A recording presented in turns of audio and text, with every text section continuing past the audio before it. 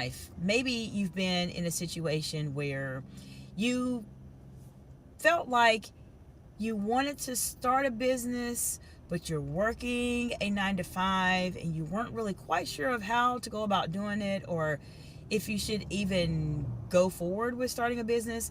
In this video, I am going to share with you why I started my own business, to give you some insights that you can consider as you are going on your journey. Now, today is April the 21st, 2026, and today marks 6 years of business with my organization called Excite Excellence Incorporated.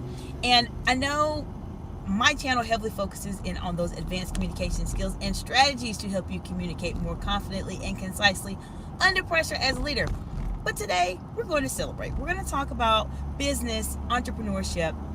I'll share with you candidly what drove me to decide to become an entrepreneur, so that it helps you on your journey.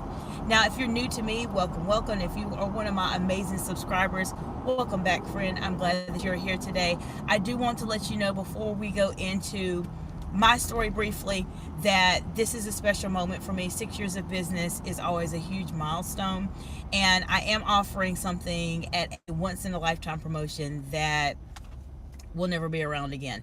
I am offering my high stakes communication intensive for women in leadership at a promotional price. You'll see it on my website at exciteexcellence.org.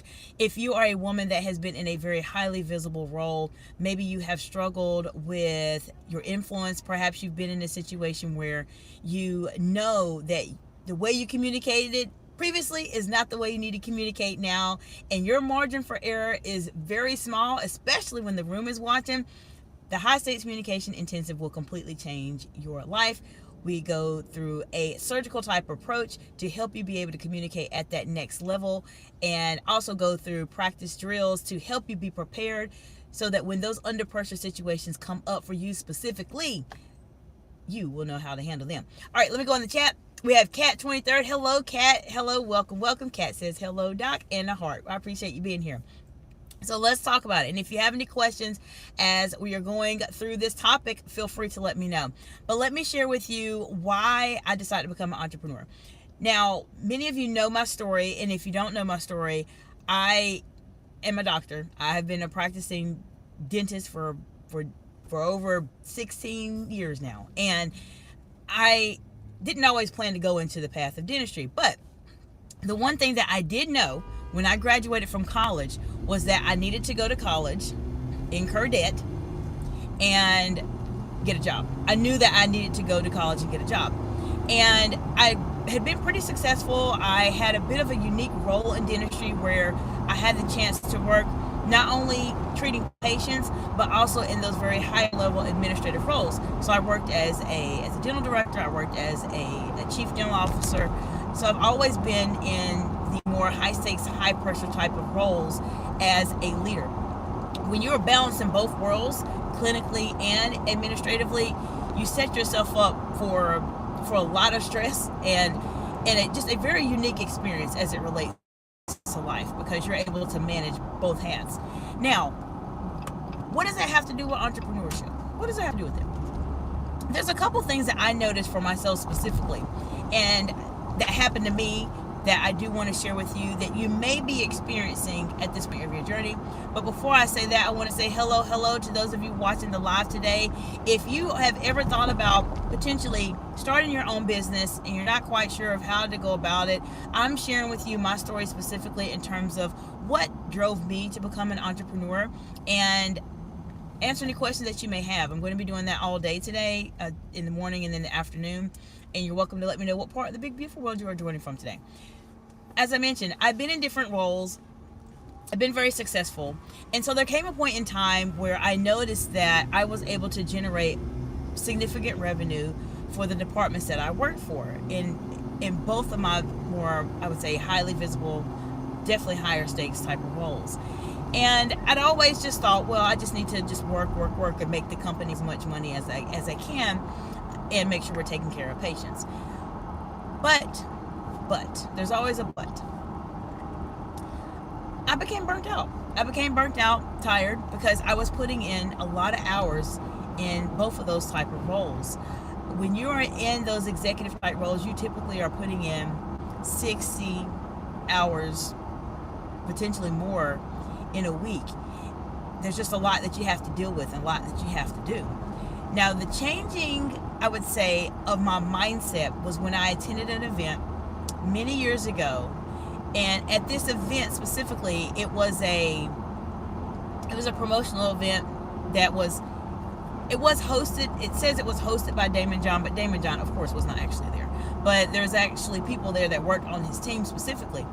And what they did was they talked about business entrepreneurship, and it was a different conversation that I personally just did not have as an adult. And I started to see things differently and say, oh, wait, people can actually make money or generate revenue doing things that they like to do. Interesting. I have not heard of that before. I've only known to go work at a job. So before I go into what made me make that decision to become an entrepreneur, let me see what's going on in the chat. Okay, there was a message there. I don't see it there anymore from Kat. Let me know your message whenever you get a moment, Kat. So what made the difference for me? This event that I attended was multiple days in duration. And so on the second day, something changed for me, and I'll talk to you about it in just a moment. Okay, Kat 23rd says raising funds to start a business is one of the aspects to be done. Yes, so it just depends on the type of business that you are operating.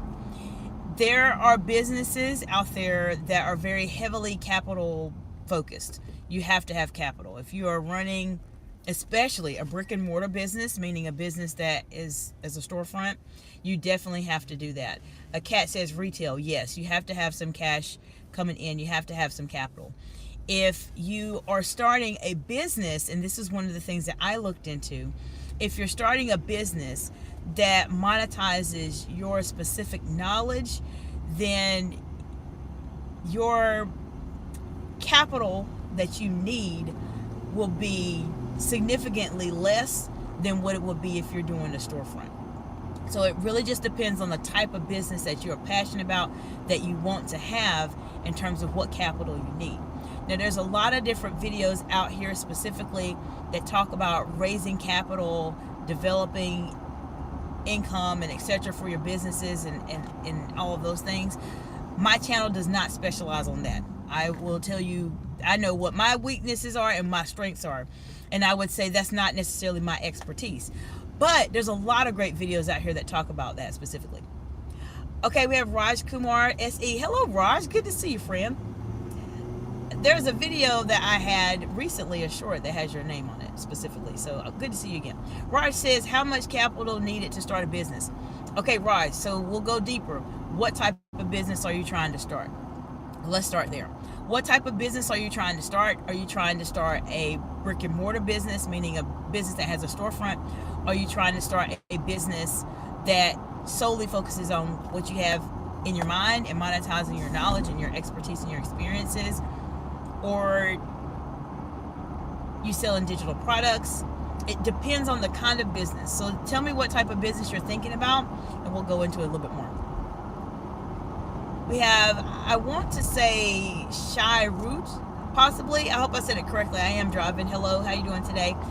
Now, as I'm waiting for some more questions to come in, and Raj, if you can just let me know specifically when you're talking, what business you're talking about starting, because there's different businesses that have different capital needs. Raj says, I want to solve problems related to manufacturing. If you're trying to solve problems related to manufacturing, that is going to be more in line of a consultant, and what you need to start your business, depending on your country, okay, depending on what country you're in. I can only speak to being in the United States, but the things that you're going to need to set up, and as I said, it depends on country wise, but I'll just let you know. In your case, Raj, you're probably looking more along the lines of being a consultant, because you are using your expertise to solve problems related to manufacturing. You don't need to have a manufacturing plant to solve problems on manufacturing. You obviously have an expertise in manufacturing, so you can talk a bit more about that from your experience. So some of the things you're going to need to start off in terms of funding, I would say, you'll need to register your business. So that's the very, very first thing. You have to think of a business as a child. And this is a child that you are starting. There's things that go into having a child and taking care of your child. Therefore, when you're thinking about being a consultant, you have to start a business. So you need to come up with a business name. Business name and coming up with that is completely free. You just need to think and spend some time and develop what you want your name to be. Hopefully this week I'll be able to talk to you a bit more about what are some of the decisions I made in my business to help you all think about it, because I know many of you that are watching my channel or subscribed to my content, I know you are those exceptional leaders. And majority of the time when you are at that level, you are already very, very, very, very disciplined and you are very accomplished in your role, but there's something more that you have to give, and you know it and I know it, and that's why we're having this conversation. But business name free. You just need to think about it. And if you need some support with that, you're always welcome to talk to me about it. You're going to need to set up your business as an entity. So whether you register it with your state, your country, I don't know how it works specifically depending on where you live. But for us here in the States, we have to register our business. You're going to have to pay for that. There's a fee that goes associated with that. That varies from state to state. It's usually not that much, probably a couple $100 or so. Then you'll need to set up your tax obligation. So you'll need to set up your EIN. For us here in the States, it's the EIN, it's an employer identification number specifically. So that in itself is not a fee for you necessarily to file for that, but you have to set it up tax-wise because you have to set up your business. And you have to know what kind of business you want to set up. So do you want to have an S corporation, which is what I have? Do you want to have an LLC, which is a limited liability corporation? Do you want to have a C corporation, your sole proprietorship? All of that, I won't go into detail, but depending on the way you want your business to be structured, determines what fees you're going to end up paying to start this business. Usually there's some type of hosting service. I've heard different ones. There's LegalZoom, there's Busy, there's law offices that can actually set your business up for you, so you may want to take a look into that. But then in your case, in terms of what you need, money-wise, setting your business up is going to cost some money. Another thing too that is going to be an investment for you is either a landing page or a website, whatever you're going to do specifically as it relates to hosting your content and etc. That is something that will help you also. So having all those things together will help you out tremendously as you're starting to set up with your business. Those things cost money. When you're making your digital content and your materials, how you're promoting yourself, that costs money. When you're doing your social media posting, that doesn't necessarily cost any money unless you decide to work with Canva and you want to make some very highly polished posts. They have different types of fees. Canva has a Canva Pro version of it, but you can do a lot of things on Canva for free. So those are a couple things that go into it specifically. All right, let me see what Shy Root says. Lip shade suits you. Well, thank you. I appreciate that. Raj says, okay, Roger already mentioned that. Raj says, I live in Sweden. Okay, great. I'm not sure about the prices in Sweden, but I would look into starting a business in Sweden so you have an idea in terms of cost-wise what that will be. Cat 23rd says, I want to build a library. Now, a library is going to be a really fun project, Cat. A library is one that you will definitely need capital for. A library is one of those projects where you will need capital. You're going to need massive cooperation and collaborations to build a library. So having those partnerships with local organizations to build a library, you'll need some grant funding more than likely for the library, just because of the size of them. And you'll want to be in communication with just some of your larger organizations, because when you think of a library, it is truly a community home, and a library does require a lot of labor to it, and it's something that you can absolutely do depending on where you live. If you're wanting to start a library, I would start searching right now online using either Gemini on Google. I love Gemini on Google, or ChatGPT. I've used both, but I have a preference for Gemini at this point. But there's a lot of things you can do specifically as it relates to building a library. And the biggest thing for you, Kat, is going to be community partnerships. So that those high stakes communication skills that we talk about specifically here on this channel will serve you very, very well, because those are very high stakes conversations when you're talking about millions of dollars to build a library and to get books and all those things. But let me know as you're developing and as you're going through this process what questions you have, because that would be a really interesting project. Raj says, how much to charge after completing projects as a consultant? Okay, so Raj, a lot of that in terms of pricing is going to depend on you, and I'm going to share with you what I do for pricing specifically, and some things you may want to consider when you are starting out. And I did this when I was starting out as an executive coach. So I'm an executive coach and a consultant. I lean a little bit more on consultancy just because of the expertise that I've had. But I will say, when you're starting out, your rates are not as high as they normally would be, because you're starting out, you're building relationships, you're starting to understand really what are some of those problems that people have, and etc. But a very good rule of thumb when you're trying to figure out pricing wise, like how much should I charge and etc., think about what's the end goal in mind. So how much do you want to make on an annual basis that would cover your existing expenses? Now, you may want to make a couple $1 million a year starting off. That may not happen. But what do you need to walk away from whatever role or job that you have right now financially? I would reverse engineer that. I would add a bit more to it, because you're going to have to pay taxes and etc. But there's a lot of things that you can write off on your business that will help you significantly in terms of your taxes and etc. So Raj, I would say we can talk more about this in terms of the mathematical aspect of it, but to give you something to start with, think about what is it that you need to be financially okay, meaning that you're supporting yourself, you're supporting your family, you have some form of health insurance, if you decide to have that, just your day-to-day expenses, and reverse engineer that fee. So if you're trying to make, I'm just throwing a number out there, if you're trying to make $300,000 a year, then you need to reverse engineer that and say, okay, well, what do I need to make by hour? What do I need to make a week? What do I need to make a month? Thank you for the heart emojis. What do I need to make? So that's where I would start. But Raj, if you want to go into more detail, we can. If you have some numbers you have in mind specifically, let me know and I'll help you do some math on it.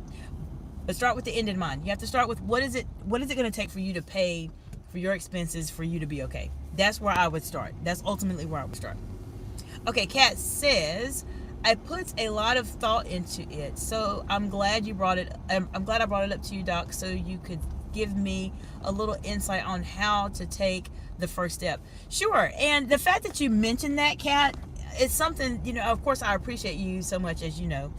It's something that I will look into for you. I know you join the lives often, and it's something that I'll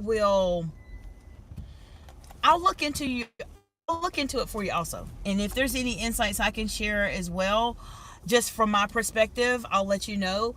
And I have a couple of, there's an event I just attended here recently that is going to be, I'm going to have some close communication with the library, believe it or not, because I'm going to try to do some presentations in the library. And once I have a few conversations with some of the individuals there who are very, very knowledgeable about the library process, I'll ask them some questions and I'll see if I can find out some information from you. Just let me know maybe I live in Florida, but let me know where you are specifically, and I would be happy to look up some things for you. But I think that would be great. It's something to think about, but it is a huge community project for a library. It's massive, and so that requires massive capital. I mean, you're going to need millions and millions of dollars to build a library for sure. Slay Bestie says, hello, welcome back, Slay. Slay says, remember me? Yes, I do remember you. So I shared with you a little bit about me specifically, about why I decided to start my business. So I'll share with you what happened on day 2 of the event that I attended that made me really think about business. So remember, day 1, my eyes were open that people can actually generate money outside of working a 9-to-5. And I said, wow, I didn't know that. I didn't know really people could actually seriously do this. Day 2, I was actually off of my job at the time, and which is the reason why I was at this event. But I had a a pitch for a grant that I had to go to the office to. It was non-negotiable, even though I was off. I had to go because I was the leader of the project. And what happened is that I was at the event, this event specifically, where I was learning about businesses. I was learning about different businesses on Amazon and just FBA and etc. And what happened? I had to leave the event to go do this pitch for this grant. And I remember driving from the event, because it was a little further away, to back to my job at the time. And I just remember feeling this tug. You kind of sometimes will feel this tug and you think to yourself, I don't really want to do this. And as much as the grant project, that particular pitch was not as successful as they had other grants they approved, but I ended up achieving and accomplishing what I needed to with the project. But I just had this tug where I said, wow, there's a different life out there. There's a different life out there for me to live. So I found myself in that tug of war that many of us find as entrepreneurs, where we're working our 9-to-5s and we're working on our businesses, and we enjoy what we're doing. We're passionate about what we're doing, but we have to go back to 9-to-5. And once that happened, and I felt that, I said, there's probably a little bit more that I can actually do. How can I figure out exactly what is it that I want to do? Because I don't know. At the time, I was a C-suite executive. I've been in those senior level leadership roles. I've been in those high stakes, high pressure situations. But what's next? And this happens a lot with people that are at those highest levels of leadership. Everybody will get to a point where you decide what's next. You can say and think that your whole life you just want to be a C-suite executive, but there's going to come a point in time, I'm telling you, where you will say, what's next for the rest of my life? And that's why we're talking about this topic. All right, Kat says Massachusetts. Okay, great. So let me see what I found out here. Massachusetts is definitely more of a progressive state. So having libraries, I think probably identifying the library, knowing the zoning of the library, what areas are zoned for libraries, are something to think about. But let's continue this conversation, Kat, for sure. I'll let you know what I find out specifically about libraries. So I shared a couple insights with me specifically. Later this evening, I'll do a bit more Q&A as it relates to what else happened after I made that determination that I wanted to do something different. How did I figure out what I specifically wanted to go into as an entrepreneur? What are some things I started out initially? What are some mistakes I made? What are some things that I wish I would have done a bit differently? All of that I will share with you later this afternoon. So I appreciate your support here on the channel, and I appreciate all of you being here. Some of you have been with me from the very beginning 6 years ago. Some of you are relatively new. So I appreciate your support so much. Okay, Kat says, appreciate you, Doc. Absolutely, Kat. I appreciate you as well. I hope you all have a fantastic day. Thank you for the heart emojis, and I will see you later this afternoon.